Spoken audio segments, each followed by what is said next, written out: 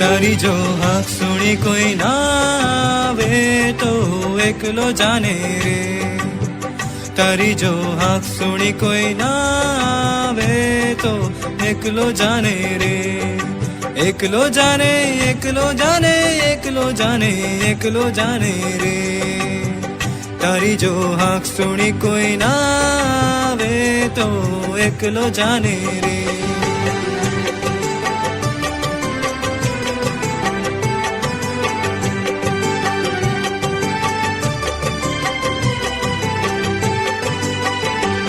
જો સૌના મો સિવાય ઓરે ઓરે ઓ ભાગી સૌના મો સિવાય, જ્યારે બેસે મો ફેરવી સૌ ડરી જાય, ત્યારે હૈયું ખોલી અરે તું મન મૂકી તારા મનનું ગાણું એકલો ગાને રે, તારી જો હાક સુણી કોઈ ના આવે તો એકલો જાને રે, એકલો જાને એકલો જાને એકલો જાને એકલો જાને રે.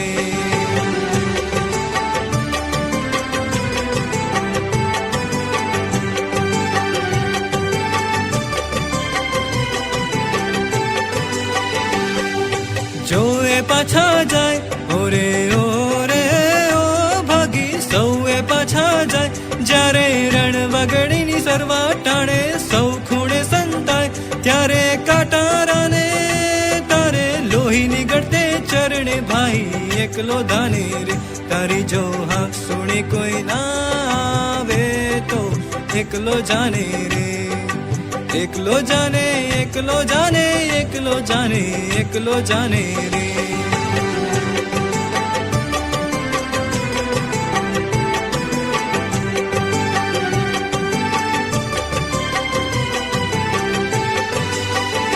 જ્યારે દીવો ના ઘરે કોઈ ઓરે ઓરે ઓ ભાગી દીવો ના ઘરે કોઈ, જ્યારે ઘન ઘેરી તુફાને રાતે 12 વાસે તને જોઈ, ત્યારે અભની વિજય તું સળગી જઈને સૌને દીવો એકલો થાને રે, તારી જો હાક સુણી કોઈ ના આવે તો એકલો જાને રે, તારી જો હાક સુણી કોઈ ના આવે તો એકલો જાને રે, એકલો જાને એકલો જાને એકલો જાને એકલો જાને રે, તારી જો હાક સુણી કોઈ ના આવે તો એકલો જાને રે.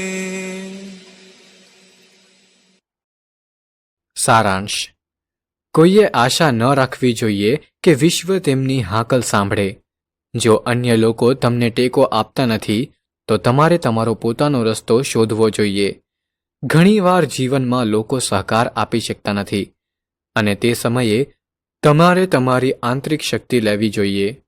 લોકો તમારાથી દૂર થઈ જાય ત્યારે પણ તમારે તમારી હિંમત જાળવી રાખવી જોઈએ અને આગળ વધતા રહેવું જોઈએ. જ્યારે સમર્થનનો અભાવ હોય ત્યારે તમારે તમારા માર્ગ પર આગળ વધવું જોઈએ, પછી ભલે તે ગમે તેટલું મુશ્કેલ હોય. જ્યારે કોઈ મદદ માટે આગળ ન આવે ત્યારે તમારે તમારા આંતરિક પ્રકાશને પ્રગટાવવો જોઈએ, જે અન્ય લોકોને માર્ગદર્શન આપી શકે. જીવનમાં આત્મવિશ્વાસ, સંઘર્ષ અને સહનશીલતાનું સરસ ઉદાહરણ છે આ કાવ્ય. માનવીએ પોતાના પર ભરોસો રાખીને દુનિયાની પરિસ્થિતિઓ સામે મજબૂત